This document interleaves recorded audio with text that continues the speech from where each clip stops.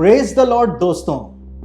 Iran और Israel के बीच में एक बार फिर से मतभेद उत्पन्न हो गया है और एक बड़े युद्ध की आहट हमको सुनाई दे रही है। बीते समय से ही मैं कई बार प्रोफेसी अपडेट्स दे करके इजराइल और ईरान युद्ध के विषय में बहुत सारी बातें आपको बता चुका हूं।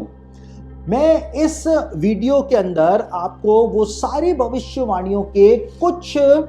महत्वपूर्ण भाग दिखाने जा रहा हूं, जिससे कि आपको समझ में आ जाए कि भविष्यवाणियों में, चाहे वो बाइबल की भविष्यवाणियां हो, चाहे वो बाइबल के बाहर की भविष्यवाणियां हो, उन भविष्यवाणियों में आज के हमारे समय के बारे में क्या लिखा हुआ है, जो मैं बीती प्रोफेसी अपडेट्स में आपको बता चुका हूं। लेकिन उसके कुछ अंश, कुछ महत्वपूर्ण अंश मैं आपके सामने रखने जा रहा हूं। आप जब इनको देखेंगे तो आपको सब बातें वापस से रिकॉल हो जाएंगी और आप आज जो कुछ भी मिडिल ईस्ट के अंदर हो रहा है उसको बेहद अच्छे तरीके से समझ पाएंगे। 1947 में इजराइल के अंदर जो डेड सी है, यानी मृतक सागर जो है, उसके पास जो गुफाएं पाई जाती, जिनको कुमरान की गुफाओं के नाम से जाना जाता है, उन गुफाओं के अंदर 2000 साल पुराने बाइबल की जो मूल पांडुलिपियां थी, ओरिजिनल मैन्यूस्क्रिप्ट्स जो थी, वो वहां पर प्राप्त हुई थी। और उन्हीं स्क्रॉल्स के अंदर जो डेड सी के पास कुमरान की गुफाओं के अंदर मिली, जिन उनको डेड सी स्क्रॉल्स के नाम से जाना जाता है। और इन डेड सी स्क्रॉल्स के अंदर जो खोज करता थे, जो आर्कियोलॉजिस्ट थे, उनको एक और स्क्रॉल मिला था, एक बहुत महत्वपूर्ण स्क्रॉल मिला था, जिसको द वॉर स्क्रॉल के नाम से जाना जाता है। यानी कि उस स्क्रॉल के अंदर एक युद्ध की भविष्यवाणी जो है वो प्रदान की हुई है। 2000 साल पहले वो भविष्यवाणी जो थी वो लिखी गई थी इजराइल के अंदर। अब उस भविष्यवाणी को किसने लिखा और वो प्रकाशन उनके पास कहां से आया, इस बात का जवाब हमारे पास मौजूद नहीं है। लेकिन हिब्रू भाषा के अंदर एक स्क्रॉल पर 2000 साल से भी पहले उस भविष्यवाणी को दर्ज किया गया था। लेकिन इस स्क्रॉल को डेड सी स्क्रॉल्स के अंदर वॉर स्क्रॉल यानी युद्ध का स्क्रॉल क्यों कहा जाता है? क्योंकि इस स्क्रॉल के अंदर 7 युद्धों की भविष्यवाणी दी हुई है, जो अंत के दिनों में इजराइल के द्वारा लड़े जाएंगे, मध्य पूर्व के अंदर लड़े जाएंगे। और इन 7 युद्धों में से 6 युद्ध जो हैं वो इतिहास के अंदर हो चुके हैं। पहला युद्ध जो था वो 1948 में इजराइल ने लड़ा था। उसके बाद 1956 में लड़ाई हुई थी। उसके बाद 1967 में, 1973 में, 1982 में और 2006 में लड़ाई जो इजराइल ने लड़ी थी, वो 6 युद्धों की भविष्यवाणी वॉर स्क्रॉल के अंदर बताई हुई है। लेकिन जो 7वां युद्ध है, जिसके बारे में वॉर स्क्रॉल के अंदर बताया हुआ है, वो 7वां युद्ध की जो भविष्यवाणी वॉर स्क्रॉल में दी हुई है, वो एक बहुत ही रोमांचित कर देने वाली भविष्यवाणी वॉर स्क्रॉल के अंदर प्रदान की गई है। और वॉर स्क्रॉल में उस 7वें युद्ध के बारे में क्या बताया हुआ है, उसको जरा हम पढ़ लेते हैं, क्योंकि वहां से ही हम इस सारे सिनेरियो को समझ सकते हैं कि हमास ने इजराइल के ऊपर हमला कर दिया है, उधर हिजबुल्ला लेबनान से इजराइल के ऊपर हमला करने का प्रयास कर रहा है, उधर सीरिया जो है वो तैयारी कर रहा है, ईरान जो है पीछे से पूरा समर्थन इनको दे रहा है। आखिर ये सब कुछ हो क्या रहा है? वॉर स्क्रॉल में 7वें युद्ध की जो भविष्यवाणी लिखी हुई है, वो आखिर क्या है, हमको बहुत ही रोमांचित कर देती है। क्या लिखा है, हम उसको पढ़ लेते हैं। वे यानी इजरायली मेसोपोटामिया यानी इराक के विरुद्ध युद्ध लड़ेंगे अंत के दिनों में। वे अशुर यानी सीरिया और फारस यानी ईरान के सारे पुत्रों के विरुद्ध लड़ेंगे। यह अत्यंत गौर करने वाला बिंदु है कि इस भविष्यवाणी में इराक, सीरिया और ईरान का नाम आया है, जिनसे अंत के दिनों में इजराइल का युद्ध होगा। लेकिन उससे भी ज्यादा महत्वपूर्ण बात इस भविष्यवाणी के अंदर जो हमको पढ़ने को मिलती है, यहां पर जो शब्दावली इस्तेमाल की गई है, जो शब्द इस्तेमाल किए गए हैं, फारस के सारे पुत्र या फारस के पुत्र, जो शब्द इस्तेमाल किया गया है इस भविष्यवाणी में, फारस के सारे पुत्र जो बोला गया है, इसका अर्थ आखिर क्या हो सकता है? आपको यह बात जान करके हैरानी होगी कि इराक का नाम इस भविष्यवाणी के अंदर आया है और इराक के अंदर जो बहुसंख्यक जनसंख्या है वो शिया मुसलमानों की है, जिनको ईरान समर्थन देता है, क्योंकि ईरान को प्राचीन समय में फारस के नाम से जाना जाता था। और ईरान जो है वो शिया मुसलमान जो इराक के हैं उनको समर्थन देता है। और जितनी भी गड़बड़ी, जितनी भी अव्यवस्था इस समय इराक के अंदर फैली हुई है, वो ईरान ने जो अपना समर्थन दिया हुआ है उसकी वजह से वहां पर वो सारी गड़बड़ी और अव्यवस्था फैली हुई है। उसके बाद हम देखते हैं कि सीरिया के जो राष्ट्रपति हैं असाद और सीरिया के अंदर जो गृह युद्ध चल रहा है उसमें ईरान का पूरा समर्थन जो है वो सीरिया के राष्ट्रपति को मिला हुआ है। और इसी वजह से पूरे सीरिया के अंदर अव्यवस्था जो है वो फैली हुई है। उधर लेबनान के अंदर हिजबुल्ला को सारे हथियारों की सप्लाई जो है वो ईरान के द्वारा की जाती है ताकि वो इजराइल के ऊपर हमला कर सके। सीरिया को जो हथियारों की सप्लाई है वो ईरान के द्वारा की जाती है ताकि वो इजराइल के ऊपर हमला कर सके। और दूसरी तरफ गाजा में जो हमास संगठन है उसको भी हथियारों की सारी सप्लाई जो है वो ईरान के द्वारा की जाती है ताकि वो इजराइल के ऊपर हमला करके इजराइल का नामो निशान मिटा सके। तो यहां पर इस भविष्यवाणी में बताया है कि अंत के दिनों में इजरायली जो है वो मेसोपोटामिया यानी इराक के ऊपर हमला करेंगे, सीरिया के ऊपर हमला करेंगे, वो फारस के सारे पुत्रों के खिलाफ लड़ाई लड़ेंगे। फारस के सारे पुत्र जो है वो एक संकेत हो सकता है कि यहां पर इराक के अंदर जो शिया मुस्लिम्स हैं जिनको ईरान समर्थन करता है, हिजबुल्ला है, लेबनान के अंदर सीरिया है और हमास जो है, इनको हो सकता है कि यहां पर फारस के सारे पुत्र बोला गया है, क्योंकि इसके अलावा और कहीं से भी ये भविष्यवाणी जो है उसकी व्याख्या या उसका इंटरप्रिटेशन हम सही तरीके से नहीं कर सकते। तो यहां पर इस भविष्यवाणी में 7वें युद्ध के बारे में बताया हुआ है कि 7वां युद्ध जो है वो इराक, सीरिया और फारस के सारे पुत्रों यानी लेबनान के हिजबुल्ला और गाजा के हमास और उसके साथ ही साथ ईरान के साथ, फारस के साथ इजराइल के द्वारा अंत के दिनों में लड़ा जाएगा। और ये 7वां युद्ध होगा जिसकी भविष्यवाणी द वॉर स्क्रॉल के अंदर दी हुई है। लेकिन डेड सी स्क्रॉल्स जो कुमरान की गुफाओं में 1947 के अंदर मिले थे, उसके अंदर एक और स्क्रॉल मिला था जिसको डेमस्कस डॉक्यूमेंट के नाम से जाना जाता है और उसको कई सारे लोग जो हैं वो कायरो डेमस्कस डॉक्यूमेंट भी कहते हैं, क्योंकि दमिश्क को लेकर के, डेमस्कस को लेकर के उसमें भविष्यवाणियां दी हुई। लेकिन इस डेमस्कस डॉक्यूमेंट नाम के स्क्रॉल में, जो कि डेड सी स्क्रॉल्स में मिला था,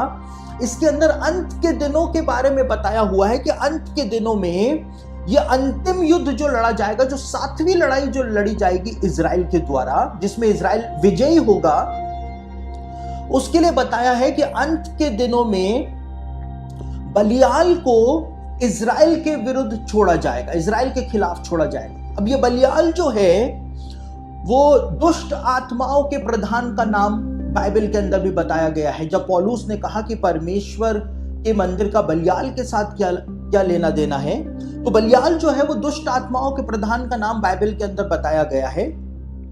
और यहां पर बताया है कि अंत के दिनों में बलियाल को इजराइल के खिलाफ छोड़ा जाएगा और ये इराक, सीरिया और ये जितने भी देश हैं मध्य पूर्व के, इनको बरगला करके बलियाल जो है वो इजराइल के खिलाफ लेकर के आएगा।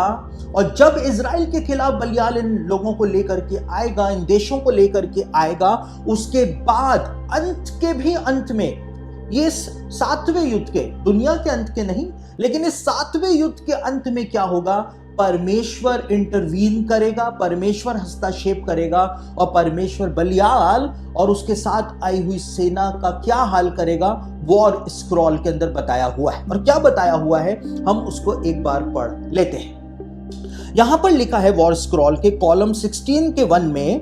परमेश्वर का हाथ बलियाल और उसके साथियों को पराजित करेगा, बिना किसी को बख्शे उस दुष्टता को नष्ट किया जाएगा। अंधकार के पुत्रों में से यानी इजराइल के दुश्मनों में से कोई भी नहीं बचेगा। यानी कि यहां पर साफ तौर से बताया हुआ है कि परमेश्वर का इंटरफेरेंस इस युद्ध के अंदर होगा और उसके बाद परमेश्वर इजराइल को विजय दिलाएगा। वॉर स्क्रॉल की ये 2000 साल पुरानी भविष्यवाणी जो है, इसमें साफ तौर से इस बात को बताया गया है। तो अंत अंतिम युद्ध जो है, 7वां युद्ध जो है, वॉर स्क्रॉल की भविष्यवाणी के आधार पर वो फारस और उसके पुत्रों के साथ और इराक और सीरिया के साथ इजराइल के द्वारा लड़ा जाएगा। यानी सीधा सीधा ईरान का इन्वॉल्वमेंट जो है वो हमको इस 7वें युद्ध के अंदर होता हुआ दिखाई दे रहा है। 200 साल पहले की एक भविष्यवाणी जो एक महान यहूदी सेज जो थे, जूइश सेज जो थे, जिनको विल्ना गाओन के नाम से जाना जाता है, यानी विल्ना नगर के अंदर वो रहते थे और उनको गाओन हिब्रू भाषा में कहा जाता था, जिसका मतलब होता है ज्ञानी। यानी उन यहूदी रब्बी को विल्ना के ज्ञानी कहा जाता था और इसलिए कहा जाता था क्योंकि वो महानतम यहूदी रब्बियों में से एक माने जाते हैं। साथ ही साथ विल्ना गाओन जो थे, उन्होंने 18वीं सदी के अंदर एक भविष्यवाणी करी थी जब उनके शिष्यों ने उनसे पूछा था कि मसीह का आगमन कब इस संसार में होगा। तो विल्ना गाओन ने एक बहुत महत्वपूर्ण भविष्यवाणी दी थी और विल्ना गाओन ने कहा था कि जब रूस यानी रशिया क्राइमिया के ऊपर कब्जा कर लेगा तब समझ जाना कि मसीह के कदमों की आहट तुमको सुनाई देनी शुरू हो चुकी है। और 2014 में जैसे ही रशिया ने क्राइमिया के ऊपर, यूक्रेन के क्राइमिया क्षेत्र के ऊपर रशिया ने कब्जा कर लिया था, तब से ही ये भविष्यवाणी जो थी वो यहूदी रब्बियों के अंदर एक सेंसेशन बन करके सामने आ गई थी कि विल्ना गाओन की भविष्यवाणी का पहला भाग जो है वो पूरा हो गया है। लेकिन विल्ना गाओन ने अपनी भविष्यवाणी में इस बात को भी अपने शिष्यों को बताया था। विल्ना गाओन ने कहा था कि जब रूस की सेनाएं टर्की के पास जो बॉस्फोरस और बॉस्फोरस स्ट्रेट जो है वहां पर जब रूस की सेनाएं पहुंच जाए, रूस के जहाज वहां से क्रॉस होते हुए दिखाई दें, स्ट्रेट ऑफ टर्की से क्रॉस होते हुए दिखाई दें ब्लैक सी के अंदर, तो समझ जाना कि मसीह जो है उसके आने का ट्रिगर जो है वो चालू हो गया है और तुम अपने सबत के वस्त्र पहन करके तैयार रहना, क्योंकि उसके बाद मसीह कभी भी इस संसार के अंदर प्रकट हो जाएगा। और जैसे ही अभी फरवरी के महीने में ही रूस के जंगी जहाज जो थे, जंगी बेड़े जो थे, वो ब्लैक सी में बॉस्फोरस स्ट्रेट को पार करते हुए और ब्लैक सी को पार करते हुए जैसे ही वो यूक्रेन को घेरने के लिए पहुंचे, तो इजराइल के अंदर जो यहूदी सैनहेड्रिन जो वापस से बनी है 2005 में, उसने भी ये ऐलान कर दिया कि विल्ना गाओन की भविष्यवाणी के आधार पर अब मसीह के आगमन का समय जो है वो हो गया है। तो देखिए, इजराइल के अंदर कई एक रब्बी जो है उन्होंने सबत के वस्त्र, जो व्हाइट कपड़े वो सबत के दिन पहनते हैं, वो पहन करके वो रेडी हो गए हैं। न्यूयॉर्क के अंदर भी कई एक रब्बी हैं जो व्हाइट कपड़े उन्होंने पहनने शुरू कर दिए। और एक रब्बी हैं न्यूयॉर्क के अंदर जो इजराइल की जो यहूदी लोग हैं उनकी एक सेमिनरी चलाते हैं। उन्होंने इस बात को कहा कि मैं 70 सालों से इंतजार कर रहा था कि कब रूस के जहाज ब्लैक सी के अंदर स्ट्रेट्स ऑफ टर्की को पार करके क्राइमिया क्षेत्र की तरफ आएंगे, और 70 सालों का मेरा इंतजार पूरा हुआ है। मसीह के आगमन का समय जो है वो हो गया है। तो ये यहूदी भविष्यवाणी है, कोई मसीही भविष्यवाणी, कोई बाइबल की भविष्यवाणी नहीं है, लेकिन ये एक यहूदी भविष्यवाणी है। और प्रोफेसी अपडेट में मैं इस भविष्यवाणी को इसलिए बता रहा हूं क्योंकि हमको अलग अलग एस्पेक्ट से अंत के दिनों को समझना बहुत ज्यादा जरूरी है। और आज की इस प्रोफेसी अपडेट के अंदर हम 20वीं सदी के जो एक बहुत जाने माने यहूदी ज्ञानी पुरुष, जूइश सेज थे, जिनको रब्बी इजराइल मायर के नाम से जाना जाता था, उन्होंने 20वीं सदी के अंदर जो भविष्यवाणी यहूदियों को प्रदान करी थी उसके ऊपर हम अपना ध्यान केंद्रित करेंगे। और रब्बी इजराइल मायर जो थे उनका जन्म 1838 के अंदर हुआ था और 1933 के अंदर उनकी मृत्यु हुई थी। और रब्बी इजराइल मायर जो हैं, जिनको खोफेत्स खायम के नाम से भी जाना जाता है, रब्बी इजराइल खायम जो हैं उन्होंने एक भविष्यवाणी प्रदान करी थी जब फर्स्ट वर्ल्ड वॉर खत्म हुआ था 1918 में, और दुनिया इस बात को सोच रही थी कि अब सारे युद्धों का अंत हो चुका है और अब इसके बाद कोई भी विश्व युद्ध नहीं होगा। उस समय खोफेत्स खायम यानी कि रब्बी इज़राइल मायर जो थे उन्होंने एक भविष्यवाणी यहूदियों को यूरोप के अंदर प्रदान करी थी और उन्होंने इस बात को कहा था कि यहेजकेल की पुस्तक के 38वें अध्याय में यानी इज़िकेल 38 में जिस वॉर के बारे में बताया हुआ है, जिस युद्ध के बारे में बताया हुआ है कि बहुत सारे देश मिलकर के इज़राइल के ऊपर हमला करेंगे, वो युद्ध जो है वो 3 चरणों के अंदर लड़ा जाएगा। अब आज तक किसी भी यहूदी रब्बी को, किसी भी जूइश सेज को ये बात समझ में नहीं आई है कि रब्बी इज़राइल मायर को ये प्रकाशन कहां से मिला कि गोग मागोग का युद्ध जो है यानी इज़िकेल 38 में जिस वॉर के बारे में बताया हुआ है, वो वॉर जो है वो 3 स्टेजेस के अंदर लड़ी जाएगी। ये बात उनको, ये प्रकाशन जो है वो कहां से मिला वो आज तक किसी को भी नहीं पता है। लेकिन 1918 में 1918 के अंदर फर्स्ट वर्ल्ड वॉर जब खत्म हुई थी तो रब्बी इज़राइल मायर ने इस बात को कहा था कि अगले 25 सालों के अंदर अंदर एक और विश्व युद्ध जो है वो होगा ही होगा, क्योंकि गोग मागोग का युद्ध 3 चरणों के अंदर लड़ा जाएगा। और 1933 में हालांकि रब्बी इज़राइल मायर की मृत्यु हो गई थी, लेकिन हम देखते हैं कि जैसा उन्होंने 25 सालों का समय दिया था, एक टाइम फ्रेम दिया था कि 25 सालों के अंदर अंदर ही दूसरा विश्व युद्ध भी होगा। 1939 में एग्जैक्टली 1918 से 21 सालों के बाद सेकेंड वर्ल्ड वॉर जो है वो शुरू हो गया था। यानी कि उन्होंने एक टाइम फ्रेम बताया था और उन्होंने कहा था कि जब ये दूसरा बड़ा युद्ध खत्म होगा, सेकेंड वर्ल्ड वॉर जब खत्म होगी, तो उसके बाद 75 सालों के बाद अंतिम युद्ध लड़ा जाएगा, वो तीसरा युद्ध लड़ा जाएगा जिसका समापन गोग मागोग के युद्ध में जाकर के होगा। यानी परमेश्वर अपना ऐसा सामर्थ्य प्रकट करेगा, सारी दुनिया की सेनाओं को परमेश्वर उनकी शक्ति को तोड़ करके रख देगा और तब जाकर के तीसरा विश्व युद्ध जो है वो खत्म होगा। और उन्होंने कहा था कि सेकेंड वर्ल्ड वॉर के बाद, सेकेंड वर्ल्ड वॉर से 75 सालों के बाद ये तीसरा स्टेज जो है, तीसरा वर्ल्ड वॉर जो है वो शुरू होगा। और 1945 में सेकेंड वर्ल्ड वॉर जो है वो खत्म हो गया था। और 1945 से अगर हम 75 साल 75 ईयर्स अगर हम जोड़ते हैं तो हम 2020 पर आ जाते हैं। और आज हम देख रहे हैं कि 2020 के बाद युद्ध जो है, जिसको तीसरा विश्व युद्ध की संज्ञा दी जा रही है कि यहां से तीसरा विश्व युद्ध शुरू हो सकता है, जो रशिया और यूक्रेन का जो युद्ध चल रहा है वहां से तीसरा विश्व युद्ध शुरू हो सकता है, हम वहां पर आकर के खड़े हो गए हैं। तो रब्बी इज़राइल मायर जो थे, जिनको खोफेत्स खायम के नाम से भी जाना जाता है, उनकी ये भविष्यवाणी इज़राइल के अंदर इन दिनों में चर्चा का विषय बनी हुई है। अखबारों के अंदर उनकी भविष्यवाणी को छापा जा रहा है और यहूदियों को बताया जा रहा है कि 20वीं सदी के इतने बड़े महान ज्ञानी जो थे, उन्होंने ये भविष्यवाणी जो है वो प्रदान करी थी। और उन्होंने बताया था कि तीसरा विश्व युद्ध जब शुरू होगा तो उसका अंत गोग मागोग के युद्ध पर जाकर के, यानी इज़िकेल 38 पर जाकर के ही होगा। यानी तीसरे विश्व युद्ध का अंत परमेश्वर के द्वारा किया जाएगा, जब परमेश्वर दुश्मन की सारी सेनाओं की कमर तोड़ करके रख देगा। और एक ऐसी भविष्यवाणी को आज हम खोलने जा रहे हैं, उसको समझने जा रहे हैं, जो हो सकता है कि हमारी ही आंखों के सामने अब पूरी होने जा रही है।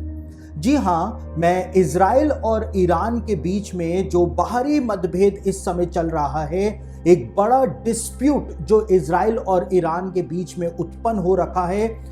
उसके ऊपर आज हम अपना ध्यान केंद्रित करेंगे और हम इस बात को देखेंगे कि बाइबल की भविष्यवाणियों में हमारे ये वर्तमान परिदृश्य में, प्रेजेंट सिनेरियो के अंदर क्या कुछ हो रहा है और बाइबल की भविष्यवाणियां इसके विषय में क्या कुछ बताती हैं, उन सब बातों के ऊपर हम अपना ध्यान केंद्रित करने जा रहे हैं। और एक ऐसी भविष्यवाणी को मैं आज आपके सामने रखने जा रहा हूं कि जब उसकी परत दर परत हम खोलते चले जाते हैं तो हम हैरान हो जाते हैं क्योंकि इस प्रकार से आज वर्तमान समय में जो परिदृश्य बन रहा है इजराइल और ईरान के बीच में, और उनके साथ साथ अमेरिका, ब्रिटेन और दूसरे देश जो हैं, यहाँ तक कि सऊदी अरेबिया भी जो है, जो पूरा परिदृश्य बन रहा है वो हमको यहेजकेल की भविष्यवाणी की तरफ ही लेकर के जा रहा है। और हम इस बात को समझ रहे हैं कि कहीं ना कहीं हम यहेजकेल की उस भविष्यवाणी के पूरा होने के बिल्कुल निकट आ पहुंचे हैं। तो आज हम बाइबल प्रोफेसीज रिवील्ड में इसी विषय के ऊपर अध्ययन और मनन और चिंतन करने जा रहे हैं। तो बाइबल के अंदर यहेजकेल 38 के अंदर ये बात जो है वो साफ तौर से बताई हुई है कि अंत के दिनों में एक युद्ध लड़ा जाएगा, और उस युद्ध के अंदर रशिया, टर्की और जो कूश देश होगा, ये सब मिलकर के, फारस देश मिलकर के इजराइल के ऊपर हमला करने आएंगे, और एक बहुत ही नाटकीय अंदाज के अंदर परमेश्वर इजराइल की मदद करेगा। वो सारी बातें यहेजकेल 38 और 39 के अंदर बताई हुई है। और सबसे ज्यादा रोचक बात यह है, और वो रोचक बात यह है कि रशिया और टर्की की इतिहास के अंदर कभी भी नहीं बनी है। दोनों एक दूसरे के दुश्मन रहे हैं, लेकिन आज जो अलाइनमेंट यहां पर यहेजकेल ने बताया हुआ है, यहेजकेल ने तुर्की को तोगर्मा का घराना यहेजकेल 38 के अंदर कहा है, और रशिया को उसने रोश, मेशेक और तूबल के नाम से वहां पर संबोधित किया है। और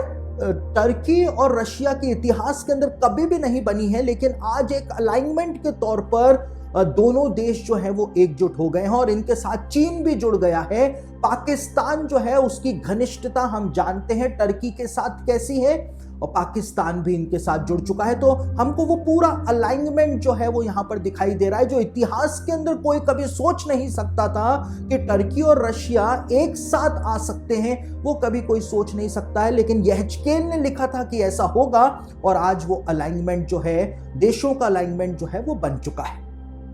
साथ ही साथ यहेजकेल उसके 38वें अध्याय के 5वें वचन के अंदर लिखा हुआ है, और उनके संग फारस, कूश और पूत को जो सब के सब ढाल लिए और टोप लगाए होंगे। यानी फारस यानी ईरान के साथ कूश देश भी आ रहा है, और इस कूश के लिए माना जाता है कि ये कूश जो है, कूशी जाति के लोग जो हैं वो इथोपिया के अंदर रहा करते थे। लेकिन जब आप इतिहास का अध्ययन करेंगे तो इतिहास के अंदर ये बात आपको पता चलेगी कि कूशी लोग जो हैं, और ये बात मैं पहले जो मैंने प्रोफेसी अपडेट्स दी हैं उसके अंदर भी मैंने ये बातें आपको बताई हैं कि कूशी लोग जो थे वो सिर्फ इथोपिया के अंदर नहीं रहा करते थे, लेकिन अफगानिस्तान और पाकिस्तान का जो क्षेत्र था वहां पर भी कूशी लोग रहा करते थे। ये बात मैं आपको पहले ही बता चुका हूं, और इसीलिए अफगानिस्तान के अंदर जो पहाड़ी श्रृंखला है उसको आज भी हिंदू कूश की पहाड़ी श्रृंखला जो है वो कहा जाता है। तो कूशी लोग जो थे वो सिर्फ इथोपिया में नहीं, लेकिन वो अफगानिस्तान और पाकिस्तान के क्षेत्र के अंदर भी रहा करते थे। और यहां पर जब कूश का नाम आया है तो इथोपिया जो है वो इतना सक्षम देश नहीं है कि वो इजराइल के ऊपर हमला करने की बात सोचे।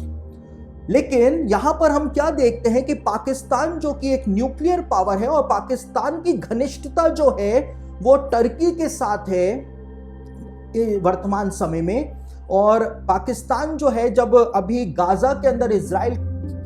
का डिस्प्यूट चला था, इजराइल गाजा के अंदर हमला कर रहा था, उसमें पाकिस्तान और टर्की जो थे उस समय अपनी सेनाएं इजराइल के खिलाफ भेजने को तैयार हो गए थे। तो यहां पर हमको सीधे तौर पर पाकिस्तान दिखाई दे रहा है, लेकिन उससे भी बढ़कर यहां पर अफगानिस्तान और पाकिस्तान के क्षेत्र के अंदर, सिर्फ पाकिस्तान में नहीं, अफगानिस्तान और पाकिस्तान दोनों, ये इस दोनों क्षेत्र में ही, दोनों देशों में ही कूशी जाति के लोग रहा करते थे, और आज उनके ही वंशज वहां पर हैं। तो अफगानिस्तान जो है, आप देख सकते हैं कि अमेरिका का कब्जा अफगानिस्तान के ऊपर था। जब तक अमेरिका का कब्जा अफगानिस्तान के ऊपर था तब तक अफगानिस्तान जो है वो इजराइल के खिलाफ जा ही नहीं सकता था। लेकिन आज सब कुछ उथल पुथल हो चुकी है अफगानिस्तान में, और वहां पे तालिबान का शासन आ चुका है, और तालिबान के शासन के साथ साथ ही अत्याधुनिक हथियार जो अमेरिकी सेना के हथियार हैं वो भी अफगानिस्तान के तालिबानियों के हाथ में आ चुके हैं। यानी कि ऐसे हथियार जो कि अमेरिकी सेना इस्तेमाल करती है, लड़ाकू विमान इस्तेमाल करती है, अलग अलग प्रकार के टैंक्स और दूसरे मिलिट्री व्हीकल्स और उनकी राइफल्स जो होती हैं, वो सब के सब इनके हाथ में लग चुकी हैं। और अफगानिस्तान जो है, और अब खास तौर से तालिबान जो है, अब पहले वाला तालिबान नहीं रहा है, लेकिन एक बहुत ही शक्तिशाली सेना के रूप में तालिबान जो है वो सामने अब आ चुका है। और यहां पे जब पूछ की बात की गई है तो सीधी सी बात है, अगर पाकिस्तान की सेनाएं जाएंगी, अगर टर्की की सेनाएं जाएंगी, रूस की सेनाएं इजराइल के खिलाफ जाएंगी, तो तालिबानी लड़ाके जो हैं वो भी इन सारे अत्याधुनिक मिलिट्री जो वेपन्स हैं इनको लेकर के इजराइल के खिलाफ जरूर से जाएंगे। लेकिन एक और रोचक बात मैं आपको बताता हूं, और ये रोचक बात जो है वो एक बाइबल स्कॉलर हैं जिनका नाम है जोएल रिचर्डसन। और जोएल रिचर्डसन ने बीते कुछ समय पहले अपनी इस किताब को लिखा था जिसका नाम है द इस्लामिक एंटीक्राइस्ट। और द इस्लामिक एंटीक्राइस्ट के 25th पेज के ऊपर जोएल रिचर्डसन ने इस बात को कहा कि इस्लामिक प्रोफेसीज जो हैं, हदीस की भविष्यवाणियां जो हैं, उसके अंदर बताया हुआ है कि यरूशलेम के ऊपर कब्जा करने के लिए जो सेनाएं जाएंगी वो काले झंडे लेकर के तो जाएंगी ही जाएंगी, लेकिन वो खोरसान नाम की जगह से वो सेनाएं जाएंगी और वही जाकर के यरूशलेम के ऊपर कब्जा करेंगी। और जो इस्लामिक प्रोफेसीज के एक्सपर्ट्स हैं, यानी कि खुद जो बड़े बड़े इस्लामिक स्कॉलर्स हैं, वो इस बात को बताते हैं कि ये खुरसान नाम का जो क्षेत्र था, ये वास्तव में अफगानिस्तान, पाकिस्तान और थोड़ा बहुत ईरान का जो क्षेत्र था, ये इसको मिला करके खुरसान नाम का ये क्षेत्र बना करता था। और मिडिल के अंदर अफगानिस्तान आया करता था, यानी अफगानिस्तान खुरसान का बेस हुआ करता था। और ये बात बताई हुई है हदीस में, जोएल रिचर्डसन ने अपनी किताब में बताया है कि खुरसान की सेनाएं जो हैं वो यरूशलेम के ऊपर कब्जा करने के लिए जाएंगी। और हमको यहाँ पर क्या पढ़ने को मिल रहा है, यहाँ पर हमको कूश देश की सेनाओं को यहाँ से हम देख रहे हैं कि वो इजराइल के ऊपर हमला करने जा रही है। यहेजकेल ने ये बात साफ साफ शब्दों में हमको बताई है।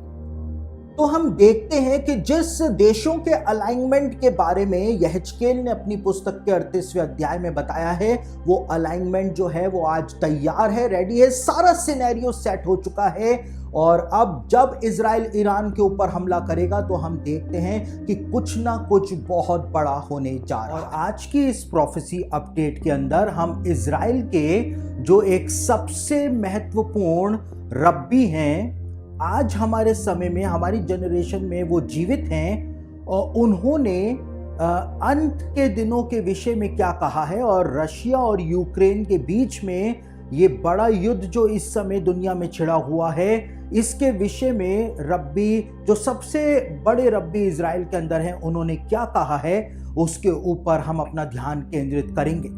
और आज हम 94 ईयर्स के जो एक महान यहूदी रब्बी इजराइल के अंदर रहते हैं, जिनके लिए माना जाता है इजराइल में और पूरी दुनिया में रहने वाले यहूदियों में कि वो रब्बी जो है वो आत्मिक जीवन के एक दूसरे आयाम के अंदर पहुंच चुके हैं। बहुत ही माने हुए वो रब्बी हैं और उनका नाम है रब्बी खायम कनित्स्की। और रब्बी खायम कनित्स्की जो है वो एक ऐसी शख्सियत इजराइल के अंदर माने जाते हैं जिनके द्वारा कही गई बात को कोई भी कभी भी हल्के में नहीं लेता है। आपको रब्बी खायम कनित्स्की के बारे में यदि मैं बताऊं तो 2015 में जब रब्बी खायम कनित्स्की 87 ईयर्स के थे, उस समय उन्होंने इस बात का ऐलान कर दिया था। हालांकि रब्बी खायम कनित्स्की ना तो कभी किसी से मिलते हैं, ना किसी से वो बात करते हैं, लेकिन उन्होंने इस बात का ऐलान 2015 में कर दिया था। इजराइल के मंत्रियों को भी उन्होंने ये बात बता दी थी कि मसीह जो है उसके आगमन का समय हो गया है और अपने जीवनों को आप लोग तैयार कर लीजिए। और रब्बी खायम कनित्स्की के इस आह्वान के ऊपर 2015 में इजराइल के अंदर लाउड स्पीकर्स लगा करके यरूशलेम के अंदर ये अनाउंसमेंट की जानी शुरू हो गई थी कि मसीह के आगमन का समय हो गया है। साथ ही 2018 में मैं आपको रबी खाइम कनित्स्की का कद बता रहा हूं और उसके बाद मैं बताऊंगा कि उन्होंने हाल ही के अंदर जो रशिया और यूक्रेन का युद्ध चल रहा है उसके विषय में जब उनसे पूछा गया, हालांकि वो किसी से मिलते नहीं हैं, बात नहीं करते हैं, 94 ईयर्स के हो गए हैं, लेकिन उसके बावजूद उन्होंने क्या जवाब दिया है। 2018 में अमेरिका के जो पूर्व राष्ट्रपति थे डोनाल्ड ट्रंप, उन्होंने अपने 2 सबसे खास मंत्रियों को रबी खाइम कनित्स्की के पास यरूशलेम भेजा था। और डोनाल्ड ट्रंप जो थे, उनके मंत्री जब यरूशलेम में पहुंचे और जब उनको बताया गया खाइम कनित्स्की को कि अमेरिका के 2 मंत्री आपसे मिलने आए हैं, तो उन्होंने उनसे मिलने से इनकार कर दिया, क्योंकि वो किसी से मिलते नहीं हैं, किसी से बात नहीं करते हैं। लेकिन जब उनको ये बताया गया कि अमेरिका के राष्ट्रपति डोनाल्ड ट्रंप के द्वारा इन दोनों मंत्रियों को भेजा गया है, तो वो उन मंत्रियों से मिलने के लिए तैयार हुए। और 2018 में अमेरिका के भूतपूर्व राष्ट्रपति डोनाल्ड ट्रंप ने अपने 2 मंत्रियों को रबी खाइम कनित्स्की के पास इसलिए भेजा था, ये पूछने के लिए भेजा था कि आप हमको बताइए कि क्या मसीह के आने का समय हो गया है या हमको अभी और इंतजार करना है। और 2018 में रबी खाइम कनित्स्की ने डोनाल्ड ट्रंप को यह संदेशा भिजवाया था कि मसीह जो है वो द्वार पर ही खड़ा हुआ है, इसलिए उसके आगमन के लिए आप तैयारी कर लीजिए। तो रबी खाइम कनित्स्की जो है, इनका कद इतना ऊंचा है कि अमेरिका के राष्ट्रपति डोनाल्ड ट्रंप के द्वारा भी उनके पास अपने मंत्री भेजे गए थे। और अभी जब रूस और यूक्रेन का युद्ध चल रहा है, इस युद्ध के दौरान जब बहुत सारे यहूदी भी यूक्रेन के अंदर फंसे हुए हैं, तो उनके जो शिष्य थे रबी कनित्स्की के पास आए और उनसे 3 सवालों को पूछा गया। और रबी खाइम कनित्स्की जो किसी से बात नहीं करते हैं, उन्होंने उन 3 सवालों के जवाब प्रदान किए। और यही आज की हमारी प्रोफेसी अपडेट है।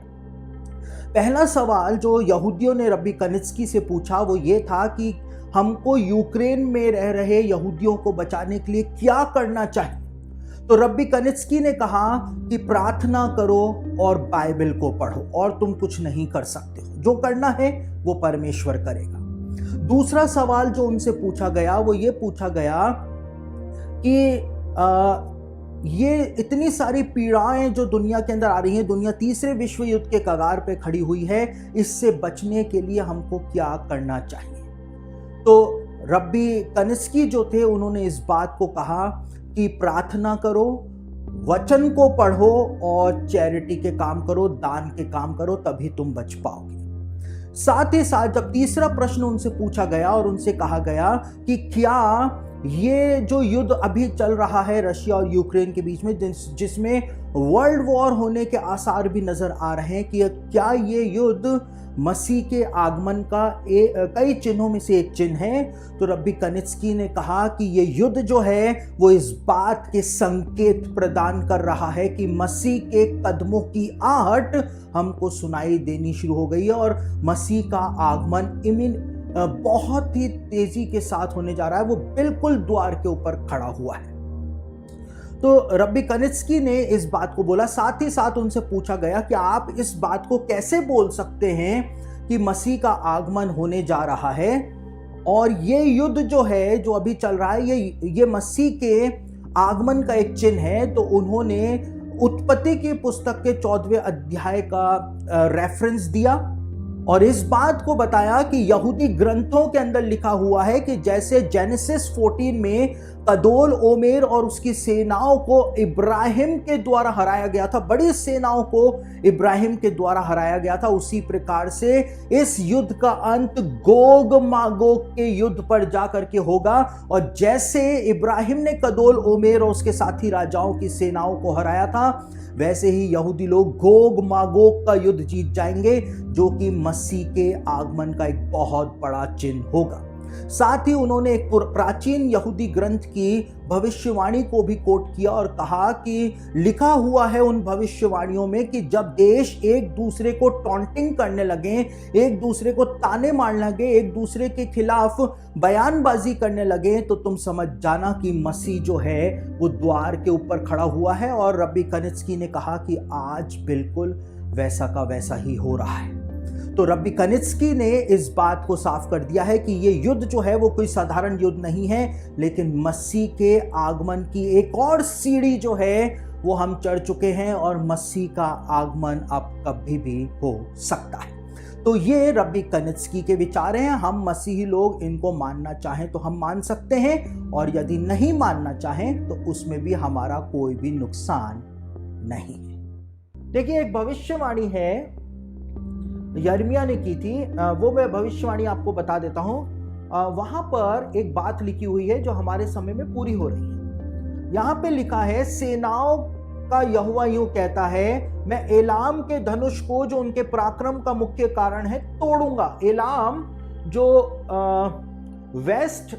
वेस्टर्न ईरान है, वेस्टर्न ईरान के भाग को एलाम के नाम से जाना जाता था बाइबल के जमाने में। मैं उनके पराक्रम का जो मुख्य कारण है उसको तोड़ करके रख दूंगा, परमेश्वर ने कहा। यानी एंड टाइम्स में परमेश्वर ईरान के वेस्टर्न पार्ट को तोड़ेगा, परमेश्वर ने इस बात को कहा। और आपको जानकर के हैरानी होगी, ईरान के अधिकतर मैक्सिमम परमाणु प्लांट जो हैं वो उसी जगह पर स्थित हैं जहां पर एलाम का क्षेत्र पाया जाता है, वेस्टर्न पार्ट। और मैं आकाश के चारों ओर से वायु बहाकर उन्हें चारों दिशाओं की ओर यहां तक तितर बितर करूंगा कि ऐसी कोई जाति ना रहेगी जिसमें एलामी भागते हुए ना आए। और बाइबल के प्रोफेसी स्कॉलर्स इस बात को कहते हैं कि जब परमेश्वर ईरान को एंड टाइम्स में दंड देगा तो एलामी जो हैं, ईरान के लोग जो हैं, ईरान के नागरिक जो हैं, फारसी लोग जो हैं, वो भागते हुए पूरी दुनिया के अंदर जाएंगे और वो सुसमाचार का प्रचार करेंगे। यहां पे लिखा हुआ है, ऐसा कोई देश, ऐसी कोई जाति नहीं होगी जिसमें ईरान में रहने वाले लोग नहीं जाएंगे। जा करके बताएंगे कि जो यिर्मयाह के द्वारा परमेश्वर ने कहा था उसको परमेश्वर ने पूरा करके भी दिखाया है, पूरा करके भी दिखाया है। देखिए, 2004 से इजराइल जो है वो एक रोना रो रहा है। और वो रोना क्या रो रहा है? हर जगह रोना रो रहा है। भारत आता है तो यहां पे रोता है, अमेरिका जाता है तो वहां पे रोता है, यूएनओ में जाता है तो वहां पे रोता है, मॉस्को जाता है तो वहां पे रोता है। वो रोना है कि ईरान परमाणु बम बना रहा है, यही रोना रोता रहता है। इजराइल के प्रधानमंत्री पहले एरियल शेरोन थे, वो भी यही बात बोलते थे। उसके बाद बेंजामिन नेतान्याहू बने, वो भी यही रोना रोते रहे कि परमाणु बम बना रहा है, बना रहा है, बना रहा है। कई बार इजराइल ने अपनी जासूसी संस्था मोसाद के द्वारा ऐसे ऐसे काम किए जिसके द्वारा इजराइल जो है उसने ईरान के परमाणु कार्यक्रम को ठप कर दिया। लेकिन इतने सालों तक, यानी कि पिछले साल 2020 तक भी इजराइल जो है यही बात बोलता रहा कि ईरान परमाणु बम बना रहा है, उसका परमाणु कार्यक्रम पूरा होने जा रहा है। और ईरान के लोगों ने कहा है, जो वहां की सरकार है, कि जब परमाणु बम तैयार हो जाएगा तो पहला मिसाइल इजराइल पर मारेंगे और इजराइल का नामो निशान दुनिया के नक्शे पर से मिटा देंगे। लेकिन अभी जो नए प्रधानमंत्री बने हैं बेनेट, इजराइल के, उन्होंने संयुक्त राष्ट्र संघ यानी यूएनओ में जाकर के कहा कि बेंजामिन नेतान्याहू जो 15 साल से, लगभग 15 साल से जिस स्टैंड को लिए हुए थे कि ईरान परमाणु बम बना रहा है, उस स्टैंड को अब नई सरकार छोड़ रही है। अब ये बात नई सरकार जो इजराइल की है वो नहीं बोलेगी, बल्कि अब हमारा स्टैंड जो है वो दूसरा हो गया है। नए प्रधानमंत्री ने इजराइल के कहा कि अभी तक तो प्रधानमंत्री बेंजामिन नेतान्याहू ये बोलते हुए आए कि ईरान परमाणु बम बना रहा है, परमाणु बम बनने वाला है, बन रहा है, काम पूरा हो रहा है। लेकिन अब नई सरकार ने बोलना शुरू कर दिया है, ऑफिशियल स्टेटमेंट आपको बता रहा हूं कि ईरान ने परमाणु बम बना लिया है, बना लिया है। यह ऑफिशियल स्टेटमेंट है इजराइल के प्रधानमंत्री, नए प्रधानमंत्री बेनेट का, बना लिया है। यानी कि अब राष्ट्रपति ट्रंप अमेरिका के राष्ट्रपति नहीं है। अमेरिका में वो राष्ट्रपति है जो इजराइल को सपोर्ट नहीं करता है। इजराइल के पास सिर्फ एक ऑप्शन बचा है कि इजराइल अपने फाइटर प्लेन्स को भेजे और जहां जहां पर भी परमाणु ठिकाने हैं ईरान के, वहां पर वो बम बरसा करके उनको नष्ट कर दे, इससे पहले कि ईरान इजराइल के ऊपर हमला करे। इजराइल ऐसा करना चाहता है और ईरान को भनक लग चुकी है, क्योंकि इजराइल के अंदर उन्होंने तैयारियां तो वो 2005 से ही कर रहे हैं हमला करने की। लेकिन अभी ईरान के जो मंत्री हैं उन्होंने कहा है कि हमको पता है इजराइल ये गुस्ताखी करने की सोच रहा है, अगर इजराइल ने ऐसा किया तो बहुत भयानक परिणाम होंगे, लेकिन इजराइल के पास कोई दूसरा विकल्प नहीं है। इजराइल को फाइटर प्लेन से हमला करना ही पड़ेगा। और यहां पर वो झलक बताई हुई है कि मैं आकाश के, यहां पे लिखा है, मैं आकाश के चारों ओर से वायु बहाकर उनको चारों दिशाओं की ओर तितर बितर करूंगा। यानी आकाश से वायु जो है वो आएगी, परमेश्वर वायु को बहाएगा, यानी फाइटर प्लेन से हमले की बात तो शायद यहां पर बताई हुई है। लेकिन एक नॉन कैनोनिकल किताब है जिसको लेकर के मसीही लोग बहुत बहस करते हैं, जबकि ये बहस करने का ऐसा कोई कारण ही नहीं है, क्योंकि वो नॉन कैनोनिकल है। तो जब नॉन कैनोनिकल है तो उसको लेकर के बहस करने का तो कोई प्रश्न उठता ही नहीं है। लेकिन कई सारे लोग जो अपने आप को स्कॉलर समझते हैं, वो उस किताब को लेकर के काफी बहस करते हैं। उसको बुक ऑफ इनोक के नाम से जाना जाता है, यानी हनोक की पुस्तक के नाम से जाना जाता है। और नॉन कैनोनिकल हनोक की पुस्तक के अंदर अंत के दिनों में क्या होगा उसकी एक भविष्यवाणी दी हुई है, जो भी हमको फारस और उसके पुत्रों के पास ही लेकर के आ जाती है, ईरान के इन्वॉल्वमेंट की तरफ लेकर के आ जाती है। क्या लिखा है हनोक ने अंत के दिनों की अपनी भविष्यवाणी में, उसको हम एक बार पढ़ लेते हैं। हनोक ने अपनी पुस्तक के 56 चैप्टर के 5 से लेकर 8 वचन में लिखा है, और उन दिनों में यानी अंत के दिनों में स्वर्गदूत जमा होंगे और अपना सिर पूर्व की ओर करेंगे। देखिए, बाइबल में जब भी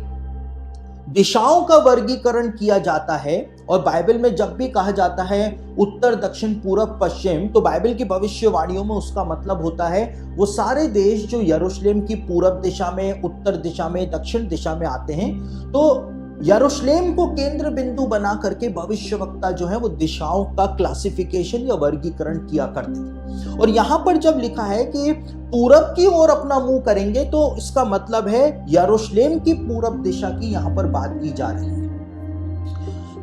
पार्थी और मादी लोगों की ओर, पार्थी और मादी लोग जो हैं यानी कि फारसी और मादियों की बात यहां पर की जा रही है, जिसको आज हम ईरान देश के नाम से जानते हैं।